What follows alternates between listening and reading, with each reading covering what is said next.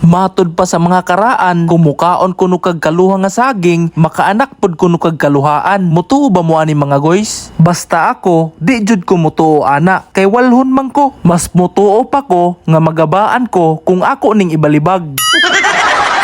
Pero kung pagbuot jud sa Ginoo nga makabaton mig kaluha, aw kanindot ana. Ikaw der, okay ra nimo makaanak tag kaluha? Oo nalisod manggitag usa. Kung mahitabo mga guys, basta babaye, ang gaanak og si Kiwan og si Kito. Dili na kinder 1 ha og kinder 2. Minubo ra na sa commander.